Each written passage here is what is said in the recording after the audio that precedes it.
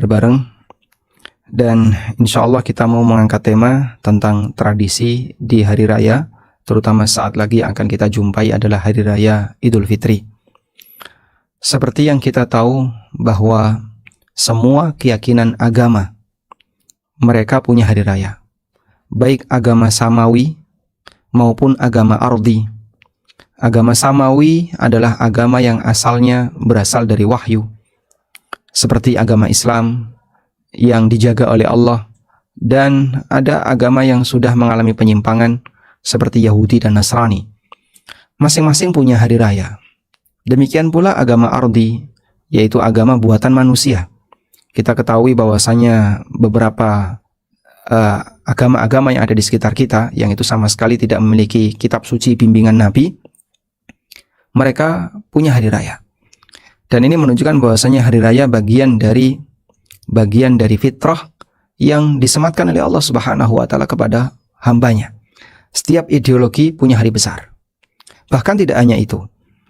Untuk ideologi-ideologi yang tidak sampai menjadi satu cabang agama tersendiri, seperti beberapa ideologi yang ada dalam kaum muslimin sendiri, ideologi semacam ini juga punya hari besar. Sehingga Naksabandiyah punya hari besar, kemudian apalagi misalnya sekte yang lain punya hari besar. Sebuah ideologi sufi mereka punya hari besar. Maka sekali lagi ini menunjukkan bahwasanya berhari raya dan memiliki hari besar sebagai hari perayaan untuk masing-masing ideologi ini bagian dari fitrah. Sehingga berideologi itu fitrah dan punya hari besar terkait ideologi juga fitrah. Artinya begini, kita layak bersyukur kepada Allah. Andaikan iman ini geser, maka hari raya Anda akan beda dengan hari raya yang diajarkan oleh Nabi SAW. Dalam perayaan selain Islam, pasti di situ ada bentuk penyembahan kepada selain Allah, pengagungan kepada selain Allah. Kegiatannya sama-sama perayaan, tapi yang satu perayaan yang diiringi rasa syukur kepada Allah, dan yang satu perayaan dalam rangka untuk mengagungkan selain Allah, mengagungkan Tuhan-Tuhan selain Allah. Baik, terlepas dari hal itu, sebagai muslim kita ingin mengenali seperti apa tradisi di hari raya, baik yang diajarkan Nabi SAW maupun para sahabat, atau tradisi yang terjadi di tengah kaum muslimin. Terlebih dahulu, saya ajak Anda untuk membandingkan dua hal berikut ini, antara adab dan budaya. Adab adalah sunnah yang diajarkan atau dicontohkan oleh Nabi SAW. Diajarkan itu bisa bentuknya beliau memberikan arahan. Walaupun bisa jadi beliau sendiri tidak melakukannya, tapi beliau ngasih arahan secara lisan beliau. Dan dicontohkan berarti beliau sendiri pernah melakukannya, sehingga umat tinggal meniru sesuai dengan apa yang pernah beliau lakukan. Berbeda dengan budaya. Budaya adalah kebiasaan yang berlaku di masyarakat. Dan secara umum bisa kita bagi menjadi tiga. Ada budaya yang sejalan dengan syariat. Sejalan itu, apa yang menjadi budaya masyarakat ini didukung oleh syariat. Ada dalilnya. Yang kedua, ada budaya yang tidak ada penjelasannya dari syariat. Nggak ada dalil yang menyebutkan secara khusus tentang itu. Dan yang ketiga, ada budaya yang bertentangan dengan syariat. Demikian tiga bentuk budaya yang bisa kita lihat di sekitar kita. Baik, tentu saja karena bentuknya berbeda, maka nilainya berbeda. Sehingga kita tidak boleh beralasan, ini kan sudah jadi budaya, ini kearifan lokal. Kearifan lokal bagaimana kalau bertentangan dengan aturan yang lebih tinggi? Dalam hierarki hukum, ketika ada aturan yang lebih terbatas, bertentangan dengan aturan yang lebih tinggi, maka aturan yang terbatas tidak boleh digunakan. Karena ini jelas kesepakatan yang bertentangan dengan aturan yang lebih tinggi. Maka tidak ada istilah penyebutan kearifan lokal sebagai bentuk bijaksana karena pertimbangan keinginan masyarakat. Ini bukan bijaksana. Bijaksana bijaksini jadinya. Sesuai dengan apa yang menjadi hawa nafsu masyarakat. Kalau jelas itu bertentangan dengan syariat, maka kesepakatan apapun, budaya apapun, tidak boleh dijadikan di posisi lebih tinggi daripada aturan syariat. Karena sebagai orang yang beriman, kita meyakini bahwa hukum tertinggi adalah hukum Allah dan aturan Allah. Sehingga kalau bertabrakan dengan aturan yang lain yang itu tersebar di masyarakat, maka aturan seperti ini tidak boleh diberlakukan. Baik, sekarang kita akan lihat beberapa adab saat Idul Fitri. Saya tulis adab karena di sini sesuai dengan panduan yang diajarkan Nabi Shallallahu Alaihi Wasallam. Yang pertama adalah makan sebelum berangkat sholat Id. Yang kedua, mandi dan memakai parfum sebelum berangkat sholat Id. Berikutnya, menggunakan pakaian bagus saat berangkat sholat Id. Lalu takbiran saat berangkat menuju tempat sholat. Kemudian saling mendoakan taqabbalallahu minna wa minkum. Dan yang berikutnya, memberi kelonggaran dalam hal mubah bagi keluarga. Insya Allah akan kita rinci masing-masing. Di sini saya sebutkan secara global. Nanti akan kita rinci sebagai berikut. Pertama adalah sunnah makan sebelum berangkat sholat Id. Ada sunnah yang berlaku pada Idul Fitri dan ada sunnah yang berlaku pada Idul Adha. Ibnu Qudamah rahimahullah mengatakan, as-sunnatu ayyakula fil fitri qabla salah, wa la yakula fil adha hatta yusalliya.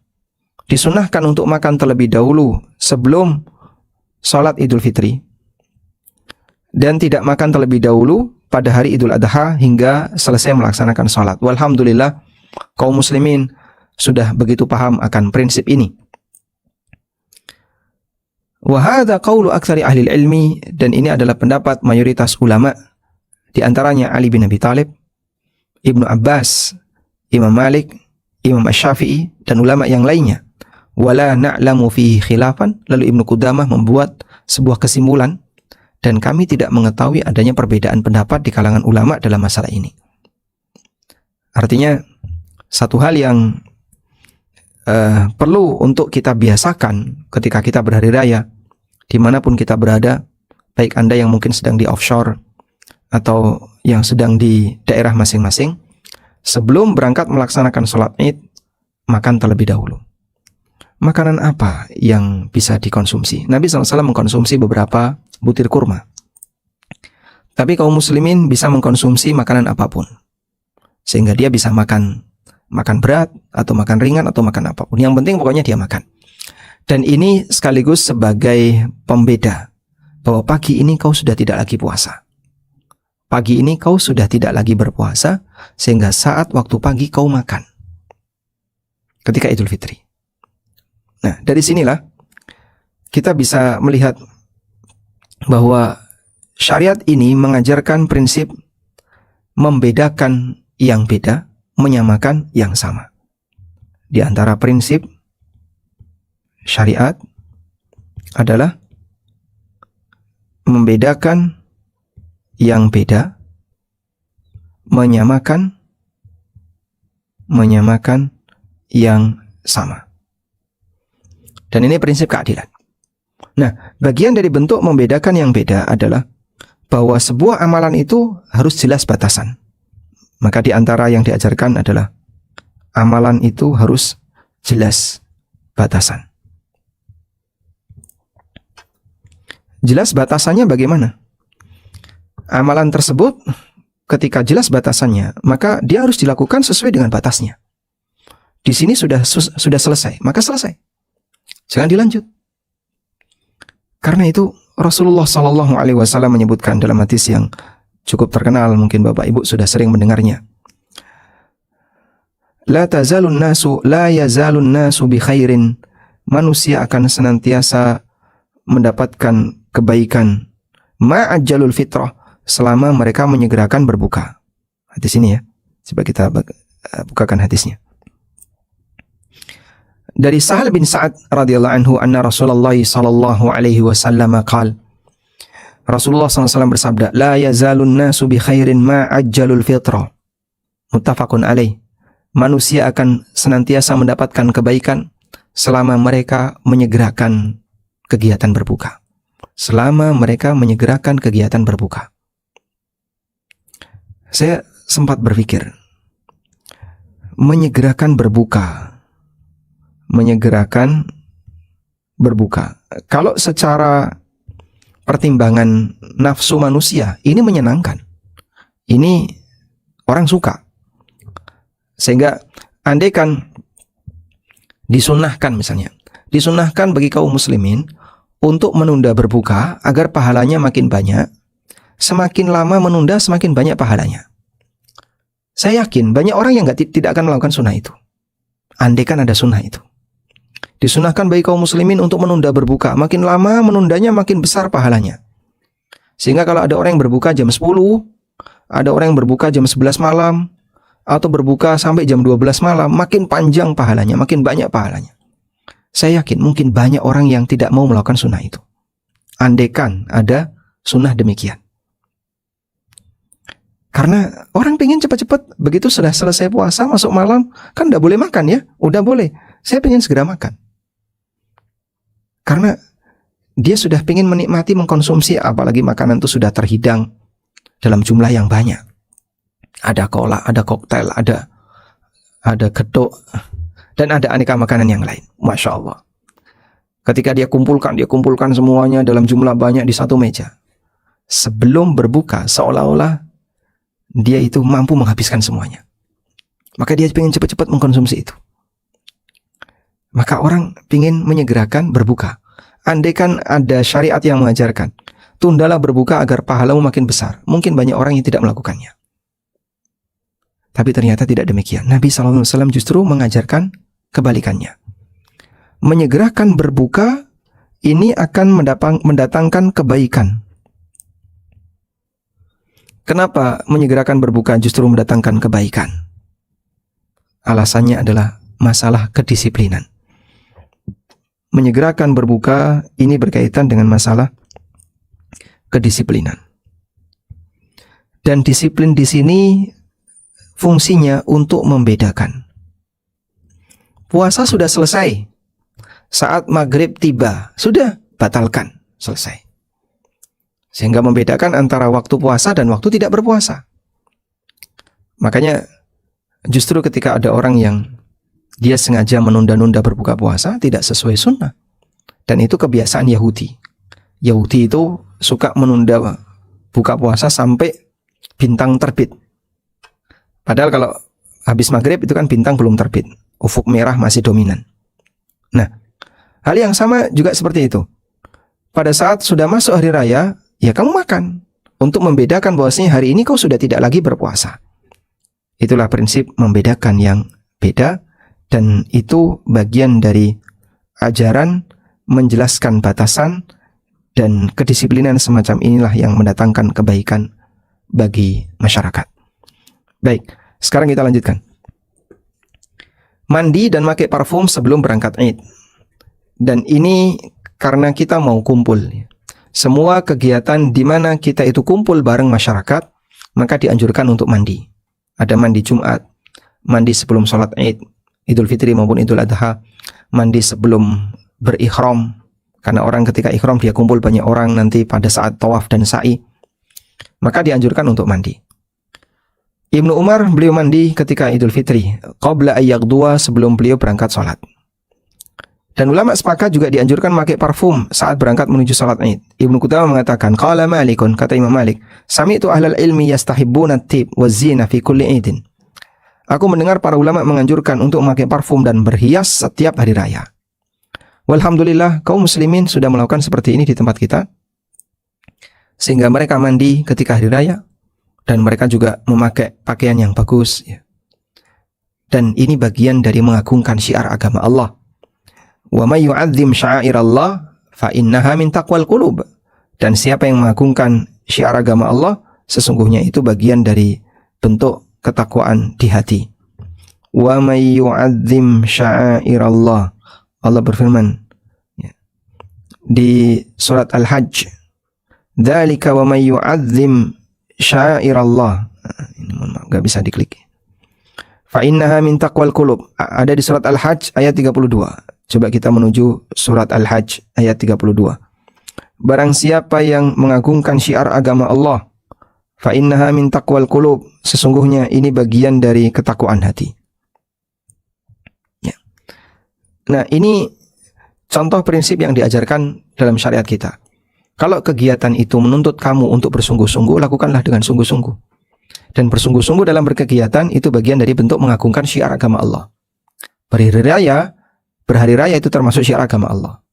Sehingga nggak boleh secara sengaja. Sudahlah, berpakaian yang sederhana saja. Ini waktunya kau pakai pakaian yang terbagus. Ya meskipun bukan berarti glamor ya. Maka lakukan. Sebagai bentuk mengagungkan syiar agama Allah. Selanjutnya, menggunakan pakaian yang bagus saat berangkat. Umar bin Khattab pernah menyampaikan kepada Nabi SAW, "Ya Rasulullah, inni ra'aitu ataridan yabi'u khullatan min dibaj." Aku melihat utarid menjual satu setel pakaian sutra, dibaj. Dibaj ini salah satu jenis sutra. Falau ishtarataha falabistaha lil wufud walil 'id walil jum'ah. Bagaimana jika Anda membelinya sehingga nanti bisa Anda pakai ketika menerima tamu, ketika hari raya, dan untuk Jumatan. Bajunya bagus. Jadi kejadiannya saat Nabi SAW keluar masjid bersama Umar bin Khattab radhiyallahu anhu, di depan masjid itu ada orang yang sedang jualan baju. Umar nemu baju bagus sekali, satu setel, atasan sama bawahan. Maka beliau usulkan kepada Nabi SAW, ini kain bagus, coba Nabi SAW beli, nanti dipakai untuk Jumatan, dipakai untuk hari raya, dipakai untuk menerima tamu. Namun apa kata Nabi SAW? Karena baju ini atau kainnya adalah kain sutra, beliau menolaknya. Tapi beliau tidak menolak bahwa pakaian bagus untuk menyambut tamu, untuk Id dan untuk Jumatan. Apa yang dinyatakan oleh Umar itu tidak diingkari oleh Rasulullah SAW. Baik, cukup jelas insyaAllah. Lalu kita beralih ke takbiran saat Idul Fitri. Ummu Atiyah menceritakan, "Kunna nu'maru bil khuruji fil idain wal muhabba'atu wal bikru." Kami diperintahkan untuk keluar ketika hari raya. Termasuk juga mengajak keluar wanita-wanita, gadis pingitan, gadis-gadis yang masih tersimpan. Qalat al-khuyyadu, demikian pula para wanita yang sedang haid. Yakhrujna, mereka juga ikut keluar menuju lapangan. Fayakunna khalfan nas, lalu mereka berjalan di belakang masyarakat. Ya. Kalau Anda di Masjid Nabawi, Anda bisa melihat adanya Masjid Gomama yang berada di pojok selatan barat. Masjid Nabawi itulah kampung asli Madinah di masa Nabi SAW, yang dulu masih sangat kecil kampungnya. Masjid Gomama, Anda harus jalan dari titik garis atau tembok terakhir Masjid Nabawi tadi ke Masjid Gomama, ya kurang lebih 500 meter. Berarti di daerah Masjid Gomama itu dulunya tanah lapang, seperti padang pasir. Dan di tempat itulah Nabi SAW melakukan sholat Id. Di situ ada Masjid Ali, ada Masjid Abu Bakar, dan itu sebenarnya adalah titik-titik di mana mereka melaksanakan sholat Id di sebelah barat dari Masjid Nabawi. Tayyib. Nah, ketika melakukan perjalanan menuju ke area itu, kaum muslimin melakukan takbiran. Ibnu Umar juga demikian. Annahu kana yajharu bit takbir yaumal Id idza ghada ilal musalla. Bahwa beliau mengeraskan takbir pada Idul Fitri ketika beliau berangkat menuju tempat salat, sehingga imam keluar lalu beliau pun ikut memulai salat. Dan sunnah ini mungkin sudah mulai hilang, sehingga orang ketika berangkat menuju tempat sholat Id diam-diaman, padahal dianjurkan untuk memperbanyak takbiran. Di jalan takbiran, nanti sudah sampai lapangan takbiran, sampai imam keluar mulai sholat baru kemudian takbiran dihentikan. Muncul pertanyaan, kapan mulai takbir Idul Fitri? Allah Subhanahu wa taala berfirman, "Walitukmilul iddata walitukabbirullaha ala ma hadakum." Hendaklah kalian menyempurnakan bilangan hari puasa. Maksudnya kerjakanlah puasa selama 1 bulan. Walitukabbirullaha ala ma hadakum, dan kalau puasa kalian sudah selesai, agar kalian bertakbir mengagungkan Allah yang telah memberikan petunjuk kepada kalian. Baik, berdasarkan ayat ini, para ulama mengatakan bahwa takbiran Idul Fitri dimulai dari sejak malam Idul Fitri. An-Nawawi mengatakan, amma awal waktu takbir Idul Fitri, mengenai awal waktu takbir Idul Fitri, fahuwa idza gharabati syamsu lailatal Id, dimulai ketika matahari terbenam saat Ramadan terakhir. Pada malam Id. Hadza madhabuna, inilah pendapat mazhab kami, yaitu Syafi'iyah. Wa madhabu Sa'id bin Musayyib, pendapatnya Sa'id bin Musayyib, seorang ulama tabi'in yang bergelar Sayyidut Tabi'in. Pendapatnya Abu Salamah, pendapatnya Urwah Ibnu Zubair, dan pendapatnya Zaid bin Aslam. Deretan para ulama-ulama kibar, dan sebagian di antaranya adalah fuqahaul Madinah seperti Sayyid Ibn Musayyib dan Urwah Ibn Zubair. Fuqahaus sab'ah, ahli fikih yang jumlahnya 7 yang ada di zaman tabi'in. Tayyib. Sehingga praktek di masyarakat insya Allah sudah sesuai. Mereka takbiran di malam tanggal 1 Syawal. Walaupun ada juga yang berpendapat bahwa takbiran Idul Fitri itu dimulai sejak pagi, tanggal 1 Syawal. Namun pendapat yang lebih kuat adalah pendapat yang tadi kita sampaikan, pendapat pertama, bahwa takbiran dimulai sejak malam Idul Fitri. Dan kenyataan ini yang terjadi di masyarakat, kalau takbiran malam sudah sangat meriah. Tapi takbiran pagi yang tadi, ini adalah praktek para sahabat, mungkin tidak sesemeriah ketika malam. Maka kita ajak kepada kaum muslimin, kalau berangkat menuju lapangan atau masjid tempat sholat Id, perbanyak takbiran dengan redaksi takbiran yang Anda hafal. Karena Allah Subhanahu wa taala perintahkan walitukabbirullah, dan lakukanlah takbiran, agungkan nama Allah. Sementara riwayat redaksi takbiran dari Nabi SAW, kami belum menjumpai. Adanya adalah redaksi takbiran dari beberapa sahabat. Yang terkenal adalah dari Ibnu Mas'ud radhiyallahu anhu. Allahu Akbar, Allahu Akbar. Boleh 2 kali, boleh 3 kali. Allahu Akbar, Allahu Akbar, Allahu Akbar. La ilaha illallah, wallahu Akbar. Allahu Akbar walillahil hamd. Atau takbiran yang pernah diucapkan oleh Salman Al-Farisi. Allahu Akbar, Allahu Akbar kabira. Diulang lagi. Allahu Akbar, Allahu Akbar kabira. Allahu Akbar, Allahu Akbar kabira. Karena yang penting pokoknya takbiran. Anda cuma membaca Allahu Akbar, Allahu Akbar, Allahu Akbar, Allahu Akbar, Allahu Akbar, Allahu Akbar, walillahil hamd. Silahkan. Maka takbiran mau panjang boleh, mau pendek boleh. Pak, saya mendengar di Masjid Nabawi atau Masjidil Haram kadang takbirannya ada baca sholawat. Iya. Di bagian akhir wa sallallahu ala nabiyyina Muhammad wa ala alihi wa sahbihi wa sallam tasliman katsira. Mereka bersalawat ketika takbiran saat Idul Fitri atau Idul Adha. Tidak masalah. Karena takbiran itu redaksinya yang penting ada unsur takbir dan mengagungkan Allah, boleh juga ditambahi salawat. Selanjutnya, adab berikutnya adalah saling mendoakan. Jubair bin Nufair pernah menceritakan, kana ashabun Rasulillah sallallahu alaihi wasallam idzal taqau yaumal Id yaqulu ba'duhum li ba'din. Para sahabat Rasulullah SAW apabila saling berjumpa pada hari raya, mereka saling mengucapkan taqabbalallahu minna wa minkum.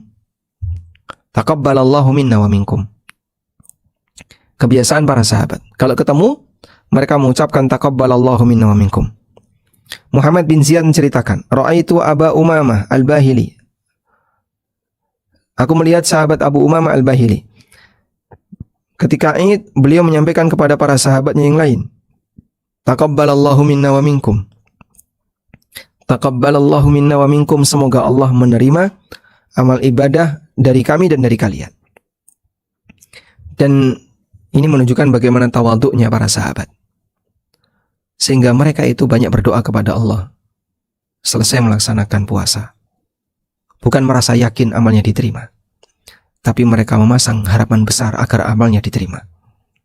Makanya isinya mereka doa, semoga Allah menerima amal kita semua. Beda dengan kita ya. Banyak masyarakat kita yang punya keyakinan begitu sudah selesai Idul Fitri atau selesai puasa, maka kita seperti bayi yang dilahirkan dari rahim ibu bersih dari dosa. Selanjutnya kita minta maaf ke kanan dan ke kiri. Ya. Saya mohon maaf lahir batin, mohon maaf lahir batin. Sudah? Akhirnya apa? Mereka punya keyakinan ketika Idul Fitri dosanya hilang semua. Yang jamin itu siapa? Kalau sifatnya doa, silahkan. Semoga di hari raya ini dosa kita diampuni. Tapi kalau memastikan pada hari raya ini kita sudah menjadi manusia suci, makanya kita berada di momentum Idul Fitri. Idul Fitri itu diyakini atau dimaknai dengan kembali suci. Idul Fitri. Idul Fitri kalau Anda artikan kembali suci, ini terjemah yang salah. Karena Al-Fitri di sini bukan suci maknanya. Al-Fitri di sini artinya berbuka. Sehingga yang lebih tepat Idul Fitri artinya adalah kembali tidak puasa. Kembali berbuka. Al-Fitru yauma tuftirun. Maka ada istilah iftar. Hari raya adalah ketika kalian semuanya tidak berpuasa. Iftar artinya memberi orang yang puasa untuk berbuka. Iftarus shaim, memberikan kesempatan berbuka bagi orang yang berpuasa. Jadi bukan kembali suci, tapi kembali tidak berpuasa. Dan kesalahan menerjemahkan ini cukup fatal. Karena banyak orang yang kemudian meyakini pokoknya ketika Idul Fitri orang itu seperti ngeriset sehingga mulai dari nol dosa-dosanya sudah bersih, tidak ada sama sekali. Dan itu keyakinan yang salah. Karena kenyataannya banyak orang yang ketika Idul Fitri tapi dia masih meninggalkan dosa. Nah, selanjutnya bagaimana dengan ucapan selamat hari raya tapi bentuknya bukan doa. Misalnya selamat Idul Fitri 1447 Hijriah, ya, semoga Allah menerima amal kita. Atau selamat Idul Fitri tahun sekian dari si A dan keluarga. Nah, bagaimana hukum ucapan seperti ini? Di sini ada keterangan yang kami kutipkan dari penjelasan Syekhul Islam Ibnu Taimiyah. Amat tahni'atu yaumal id, memberikan ucapan selamat ketika hari raya. Sebagian menyampaikan ucapan kepada sebagian yang lain ketika ketemu setelah sholat id, taqabbalallahu minna wa minkum. Atau kalimat ahalallahu alaika. Ahalallahu alaika artinya semoga Allah mengembalikanmu dengan kebaikan. Atau kalimat yang semisal. Fahadha qad ruwiya an ta'ifatin minas sahabah. Semacam ini telah diriwayatkan dari beberapa sahabat. Dan tadi sudah kita baca. Seperti Abu Umamah Al-Bahili. Kemudian keterangan dari Jubair bin Nufair tentang kebiasaan para sahabat. Annahum kanu yaf'aluna. Bahwa para sahabat melakukan praktek seperti ini. Saat saling ketemu, mengucapkan taqabbalallahu minna wa minkum. Nah, selanjutnya. Wa rakhasa fihi al-a'immatu ka Ahmad wa ghairihi. Para imam, para ulama seperti Imam Ahmad dan yang lainnya memberikan keringanan akan hal ini. Hanya saja Imam Ahmad pernah mengatakan, ana la abtadi'u ahada. Aku tidak memulai mengucapkannya kepada siapapun. Fa in ibtada'ani ahadun ajabtuhu. Tapi kalau ada seseorang yang memulai mengucapkan itu kepadaku, maka aku akan menjawabnya. Nah, dijelaskan oleh Syekhul Islam. Li'anna jawabat tahiyyah wajibun. Karena menjawab ucapan selamat itu hukumnya wajib. Ijabatut tahiyyah wajibun, menjawab ucapan selamat hukumnya wajib. Wa ammal ibtida'u bitahni'ah, adapun memulai mengucapkan selamat, falaisa sunnatan ma'muran biha, bukan sesuatu yang diperintahkan. Sehingga beliau tegaskan tidak dijumpai riwayat dari Nabi SAW yang memerintahkannya. Itu hanya praktek yang dilakukan oleh sebagian sahabat. Wala huwa aidan mimma nuhiya anhu, dan juga tidak dilarang. Faman fa'alahu falahu qudwah, yang melakukannya dia bisa tiru, dia punya orang yang bisa dicontoh. Wa man tarakahu falahu qudwah, yang tidak melakukannya dia juga punya orang yang bisa dicontoh. Nah, jadi begini. Tentang greeting dalam Islam. Jika bentuknya adalah kalimat salam, Assalamualaikum. Kalau bentuknya kalimat salam seperti ini, Assalamualaikum, maka memulai dianjurkan. Dan ini lebih afdol. Lebih afdol daripada menjawab salam.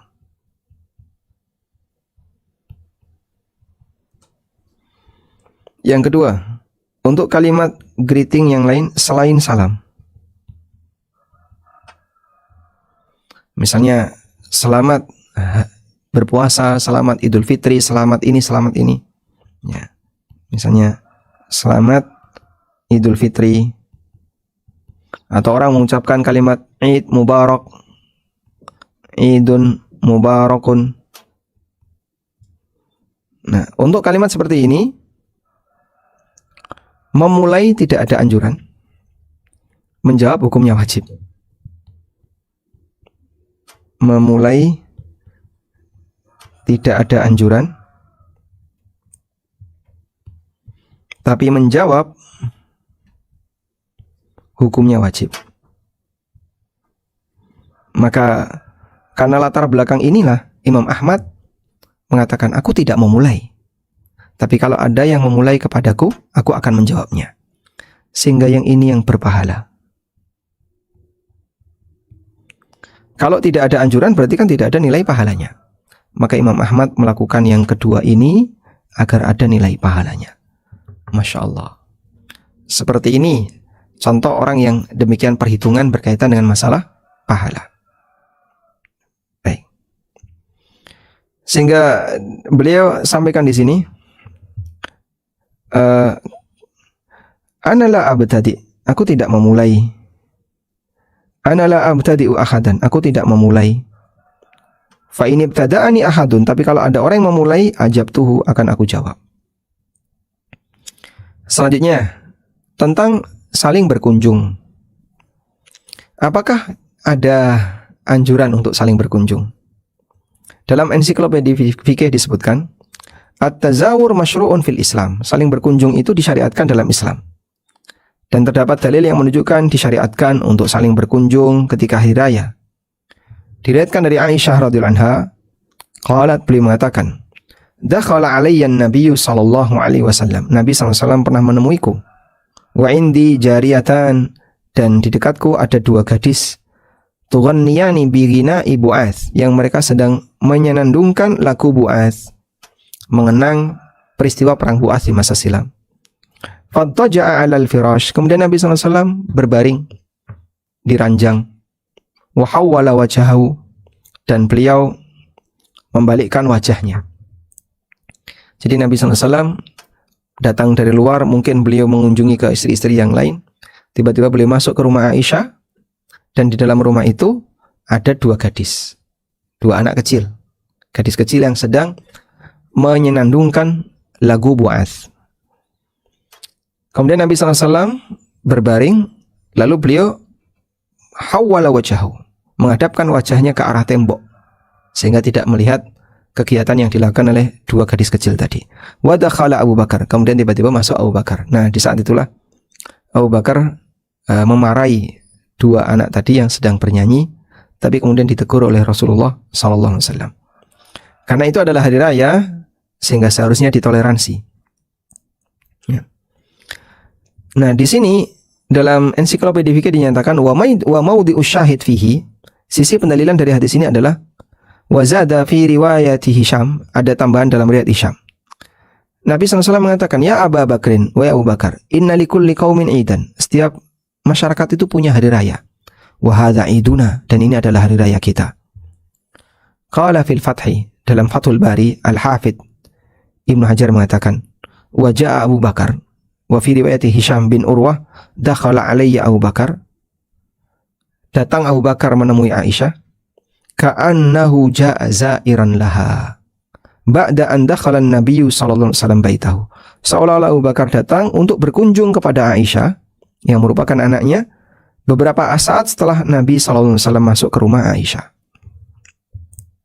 Nah, artinya dalam hari raya Muslim boleh saja dia berkunjung ke rumah Muslim yang lain, berziarah, dan bahkan hadis ini jadi dalil untuk anjuran seperti itu.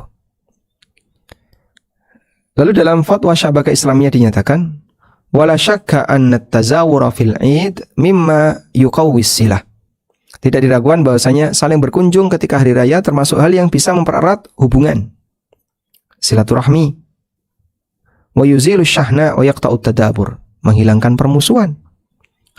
Karena itu ini adalah amal yang dianjurkan, yang dilakukan oleh para ulama salaf di kalangan para sahabat dan generasi setelah mereka. Dan ini praktek yang dilakukan oleh kaum muslimin sampai hari kita saat ini. Wala na'lamu anna ahadan minal ulama, dan kami tidak mengetahui adanya seorang pun ulama syabbaha ziyaratal ahya bi ziyaratil amwat, yang menyamakan berkunjung ke orang hidup sama sebagaimana ziarah ke orang mati. Kami tidak mengetahui adanya ulama yang menyamakan itu.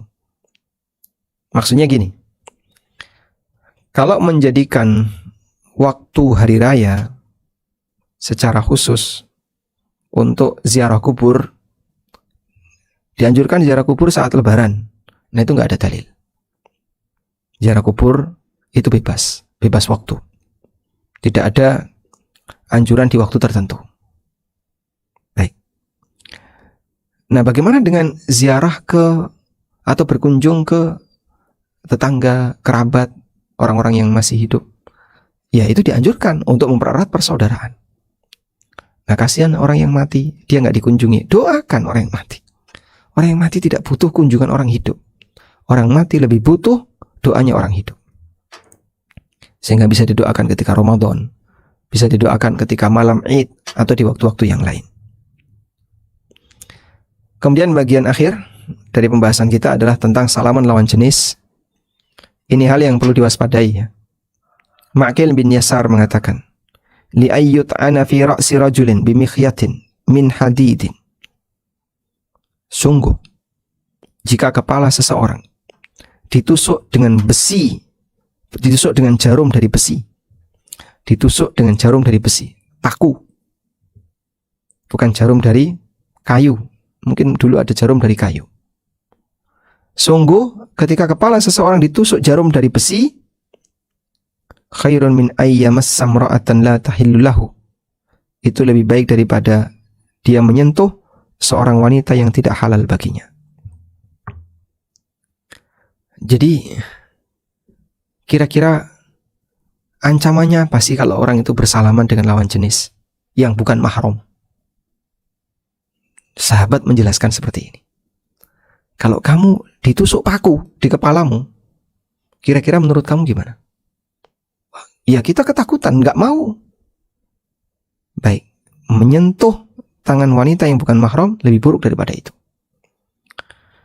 Maka kita sampaikan kepada kaum muslimin, jangan menggampangkan bersentuhan dengan lawan jenis ketika hari raya. Bisa jadi dia berjuang selama Ramadan, berpuasa dan ibadah menghapus dosa. Begitu Idul Fitri, dia koleksi dosa. Waliyadzubillah. Wallahu a'lam. Demikian, semoga yang kita sampaikan ini bermanfaat. Wassallallahu ala nabiyyina Muhammadin wa ala alihi wa sahbihi wasallam. Baik, subhanallah Ustaz atas materinya. Masih ada waktu sekitar 10 menit bagi Bapak Ibu yang ingin bertanya, silakan.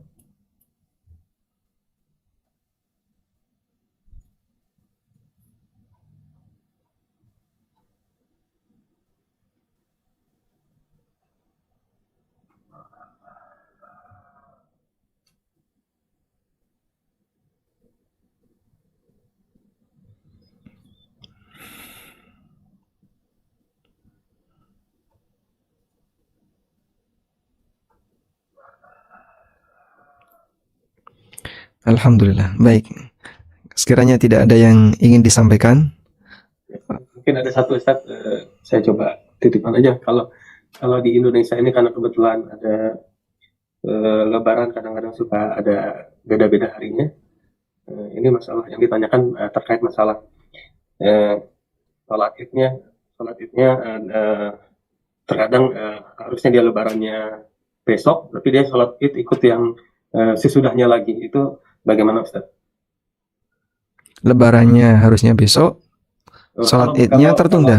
Kalau dia mungkin katakanlah ikut ke satu masa yang Lebarannya Lebih awal. besok di awal, tapi karena mungkin tidak ada sholat id yang kebetulan bersamaan dengan jadwal Lebarannya dia ikut yang besoknya yang kebetulan ikut katakanlah ikut jadwal yang beda gitu. Baik. Bagi muslim yang tidak memungkinkan melaksanakan sholat id di hari raya yang dia yakini, maka dia boleh menunda keesokan harinya. Dan peristiwa ini pernah terjadi di zaman Nabi SAW atau pernah terjadi di zaman sahabatnya. Jadi informasi tentang terbitnya hilal itu telat. Akhirnya sudah masuk waktu duhur, dan sholat id itu kan dilakukan di waktu duha. Maka sholat idnya ditunda besok. Tapi di hari itu sudah makan, sehingga pelaksanaan sholat idnya bisa ditunda. Oleh karena itu, kalau misalnya saya meyakini besok adalah hari raya saya, nah ternyata satu kampung nggak ada yang berhari raya, semuanya puasa. Saya cari di kelurahan sebelah juga semuanya lagi puasa, kelurahan sebelah puasa semua Pak di sini. Nggak ada yang berhari raya. Terus gimana? Ya, Anda tidak memungkinkan untuk sholat id karena nggak ada jamaah, maka bisa Anda tunda besok. Kalau besok serentak di sini semuanya berhari raya, maka Anda sholat idnya besok.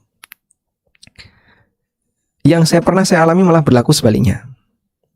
Jadi di kampung kami mayoritas seperti yang kita tahu, dua ormas besar ini kan paling menentukan berkaitan dengan kapan hari raya dan kapan berpuasa di negara kita. Ternyata saya dari Jawa Timur ya. Pertama, untuk ormas A, hari rayanya ditetapkan di hari, anggaplah hari Senin waktu itu, hari Senin. Nah, malam Senin itu ormas B untuk pimpinan wilayah Jawa Timur menetapkan Senin hari raya, sehingga mereka selesai tarawih takbiran. Itu di kampung kami ya. Jadi dua ormas di kampung kami itu dua-duanya hari raya. Nah, sementara pemerintah menetapkan Selasa. Saya tetap berkomitmen gimana caranya ngikuti pemerintah. Gak dapat teman. Semuanya berhari raya hari Senin itu. Akhirnya hari Senin saya berpuasa, tapi orang tua saya minta kamu tetap harus keliling ke tetangga. Akhirnya saya tetap keliling ke tetangga dalam kondisi puasa. Wah, menyembunyikan puasa ketika itu ya harus hati-hati benar. Sehingga disuguhin, kok Ami nggak ngambil, nggak makan ini, nggak mas. Alasannya pokoknya gimana caranya biar mereka nggak tahu kalau saya puasa. Karena kalau ketahuan puasa ya cukup beresiko. Namun saya punya masalah yang kedua, nggak ada orang sholat id di hari Selasa. Sampai kita cari itu keluar kampung jauh, nggak ada yang sholat id. Ya akhirnya terpaksa kita sholat 2 rakaat. Saya sama paman waktu itu yang hari raya sama pemerintah.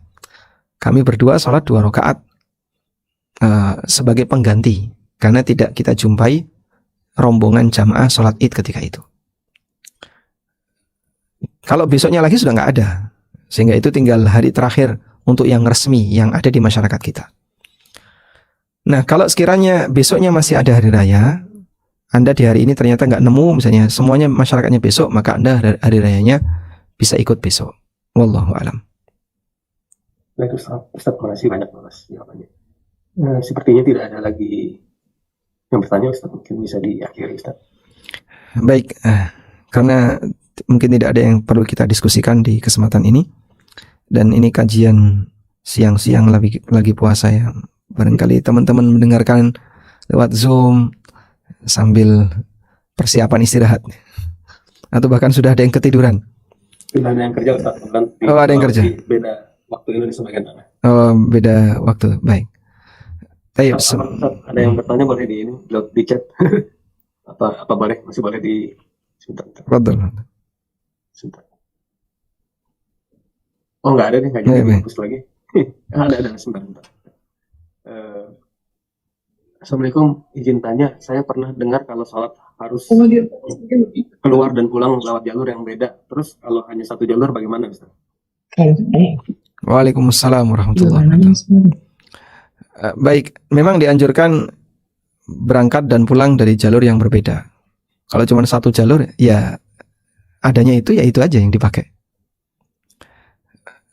Kecuali kalau Anda mau muter agak jauh, apalagi pakai kendaraan, sehingga Anda bisa cari jalur yang agak jauh. Tapi kalau Anda jalur dekatnya hanya satu, jalannya cuma ini saja, di jalan raya ini sampai ujung sana. Kalau muter nanti tidak tahu tembus atau tidak. Ya mau tidak mau hanya bisa di satu jalur itu saja. Dan ulama beda pendapat mengenai latar belakang kenapa Nabi SAW ketika berangkat dan pulang sholat Id menggunakan jalur yang berbeda. Ada yang mengatakan tujuannya biar lebih banyak ketemu orang. Sehingga kalau melihat hikmah ini, maka jika cuma satu jalur, Anda hanya akan ketemu orang di satu jalur itu. Cari jalur yang lain mungkin akan sepi. Sana itu sawah-sawah semua, Pak, tidak ada orang. Adanya cuma satu jalur ini yang bukan sawah, ini yang rumah penduduk. Berarti Anda ikuti jalur itu untuk bisa lebih banyak ketemu orang.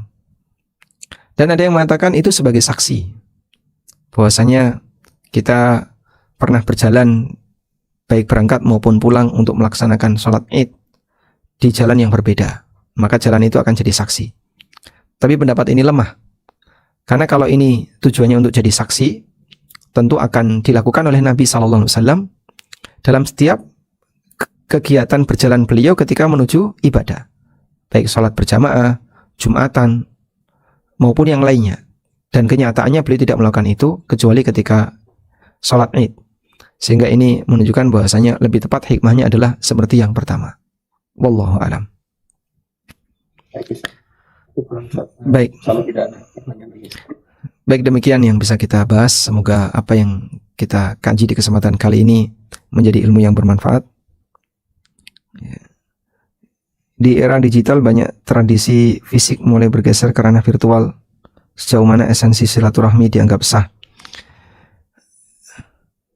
secara syariat hingga hanya dilakukan melalui media sosial, dan bagaimana menjaga kekhusyuan dari raya di tengah distraksi teknologi. Baik.